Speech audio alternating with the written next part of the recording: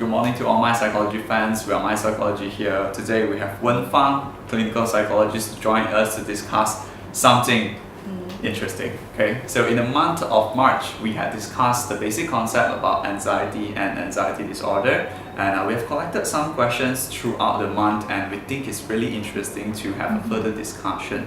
So before we start the Q&A sessions, there are two disclaimers here. First, we only choose the questions that we had not answered throughout the APROJECts. So meaning those very introductions of anxiety and anxiety disorder can be found through our website. Alright? And the second one, those questions that we think we need further clarifications from professional perspective.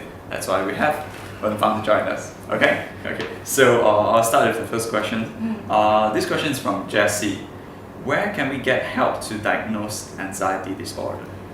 Okay, so to go and seek help, you can go to a psychiatrist or clinical psychologist, and you can find them in private or government hospital settings or centers and even clinics for screening and for diagnosis. Okay, so Wen Fang will also provide us some of the links. We will link down in the video, and you can just check it out if you need further clarifications or any help.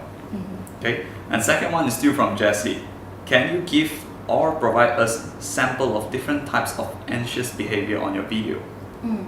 Okay, so some manifestations of anxiety would be safety behaviors and also other anxious behaviors. So I will explain what are safety behaviors first.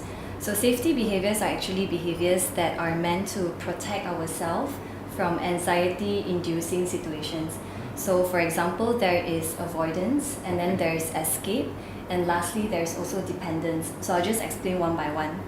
So the first one, avoidance, is when we avoid anxiety-provoking situations for temporary relief. So for example, someone who has the fear of public speaking will try to avoid anything that's related to having to be on stage or to have to speak in front of a crowd. Or someone who has social anxiety, they will avoid maybe social events or any social situations. And then there's escaping. So escaping meaning we remove ourselves from any anxiety-inducing situation. So we run away or we physically remove ourselves from it. And lastly, dependence. So dependent would mean that a person with anxiety will be dependent on a safety object or a person that gives them a sense of safety. So for example, staying at home is safer as compared to going out to any external environments that will induce anxiety. And other forms of anxious behaviors would be, for example, fidgeting. When you're restless, you fidget, you move around a lot, you pace a lot, and some people even stutter. They feel a choking sensation around their throat, so they stutter, they can't speak very well, and some people even go into unhealthy coping skills like taking drugs, alcohol, smoking, and all that. So the third question is from Nuke. Is there a direct link that thanatos instinct rises when someone is depressed or has anxiety issue? Okay, so thanatos is basically a concept that's discussed by Sigmund Freud, and it explains the drive towards death or drive towards aggression. So in other words, it's basically the drive towards destruction. It could be the destruction of others or destruction of self. So I would say yes, it may arise when someone has depression or anxiety.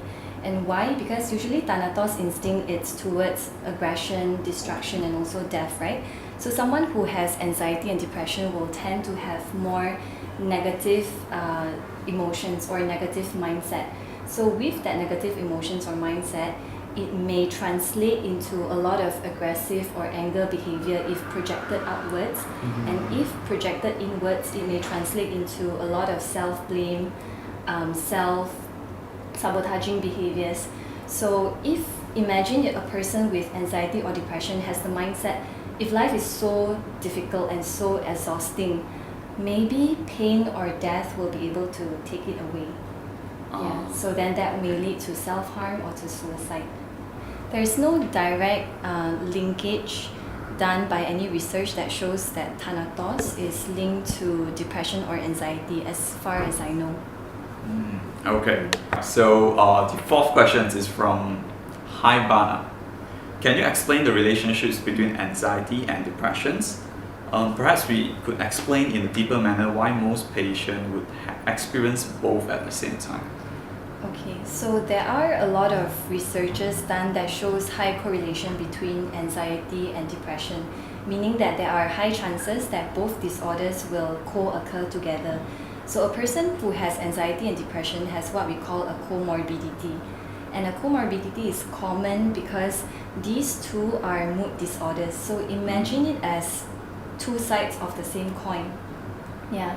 And someone who has anxiety and depression, they tend to have similar states of thoughts and also mood as well.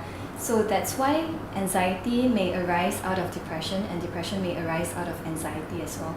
So I'll give you an example. So someone with anxiety, they tend to be avoidant. So when they're avoidant, it will lead to isolation. So isolation will lead to negative states of mood, whereby they may feel loneliness, they may feel depressed, and hence it may lead to depression.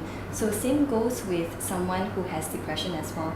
So people who have depression, they tend to have very low mood, very low motivation state, so they don't go out very often. So that would in turn lead to isolation and a lot of negative states of mind and negative rumination also. So they worry a lot, and then that may develop into anxiety.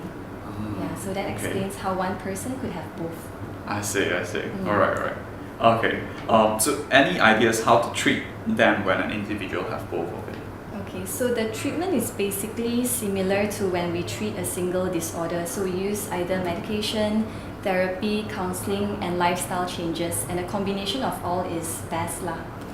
Yeah, and sometimes for some patients, the presentation of certain symptoms are more prominent. So for example, maybe someone has anxiety and depression, but anxiety symptoms are more prominent.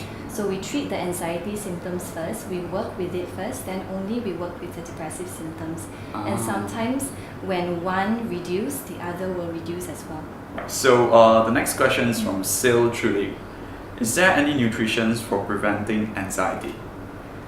Well, I would say that there's no specific diet that can prevent anxiety, but overall a good diet will lead to good physical health and then a good mental health as well.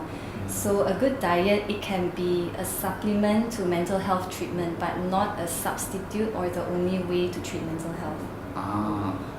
Okay.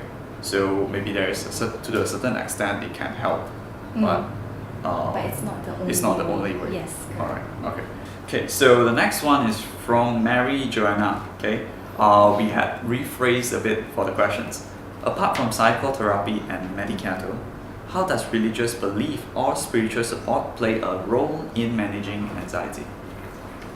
There are researches done again that shows a high correlation between strong spiritual belief and also positive mental health outcomes, and a lack of spiritual faith and also higher states of anxiety.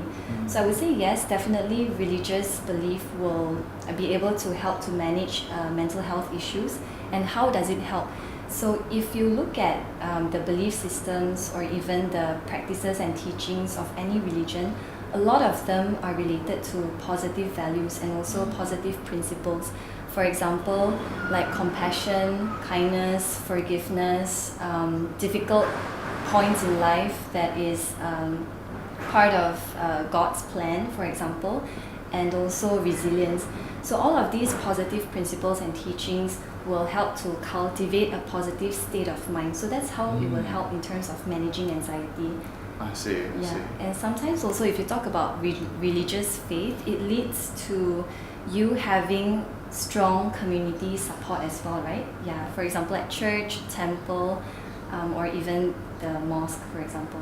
Yeah, so that's how it would help. Okay, so through religious belief, it can actually help us from inside and also maybe the persons from the outside to support us in contributing to managing the anxiety. Yes. Okay. Correct.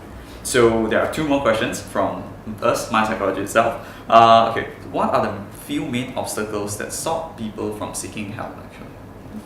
I would say that one of the main obstacles in the Malaysian community would of course be stigma, and I think that you're familiar with it also. Yes. So it's very common to hear people say that, are you crazy? Or, okay, well, no problem, when you talk about seeking mental health treatment. So a very negative attitude sometimes towards seeking mental health or even mental health issues in itself. But of course, the stigma has reduced quite a lot in the past few years. And I think one of the barriers would also be traditional beliefs that some disorders are due to spiritual possessions. For example, schizophrenia, maybe the manic phase in bipolar disorder, or even delusional disorders. So there's one study in Singapore that has been done that 30% of a patient from a hospital actually went to seek help from a traditional healer first before they went to a proper physician or a psychiatrist. Yeah, so that shows how much culture and also maybe religion plays a role in terms of maintaining the belief. Yeah. So one more barrier I would say would be the distribution of mental health services. Because over here in KL, we have sufficient mental health services, right? But in other states, for example, like Kelantan, Kedah, even Malacca, JB, they don't have as many mental health practitioners. So people over there are not as aware. Yeah, and one more would be the fees, because we don't have a regulating body in terms of regulating the fees. So some of the therapeutic fees can be from 150 to 400, 500. So when people have to pay out of their pocket, sometimes they would think, okay, maybe it's not as worth it because of financial issues. Yeah, so that stops them from seeking treatment as well.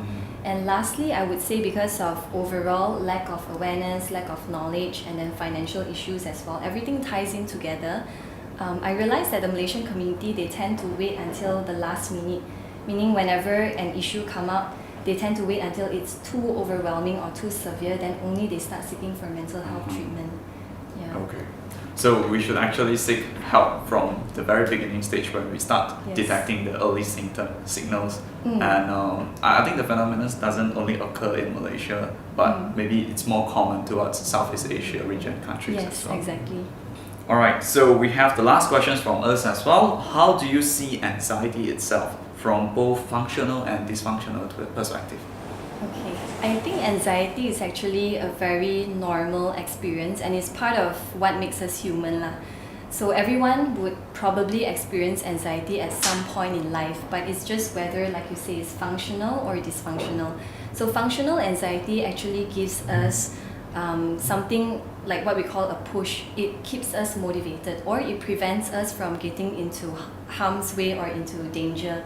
So for example, whenever we are in a threatening situation, we step back because we experience some form of anxiety. Or even, for example, when you're taking exams, you tend to want to work a bit harder because you're afraid of negative consequences if you don't. So that's how anxiety is functional. And dysfunctional anxiety is when you are too overwhelmed and when you're too consumed by anxiety that you cannot perform. Yeah, so I'll give you an example using the Yerkes-Dodson law. Have you heard of it before? No, actually. Okay, so it's basically the stress curve lah. So imagine there's an inverted U, yeah, and then over here is the performance, and here would be the stress or anxiety.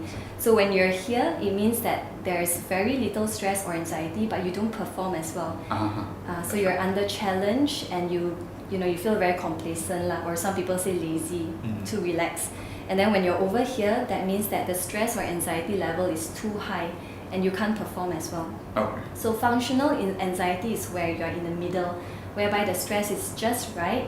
You have optimal stress, optimal anxiety, and your performance is at the highest, whereby you are motivated and you are challenged. I see. Yeah. Okay. So don't eliminate all the stress and anxiety in your life. Find the balance point, and that would pick up your performance a lot. Right? So I think that's all the questions from our side and also from our fans. We thank you a lot for all the questions. Also a great thanks for Wen Fang joining us this session no problem. early in the morning when the renovations is still going on. So thank you a lot to Wen Fang to join us for this Q&A sessions. We definitely have seen a new perspective from professional side, right? So we will have more this kind of Q&A in the future, right? Thank you very much, Wen Fang. Yes, thank you. Thank you. Thank you.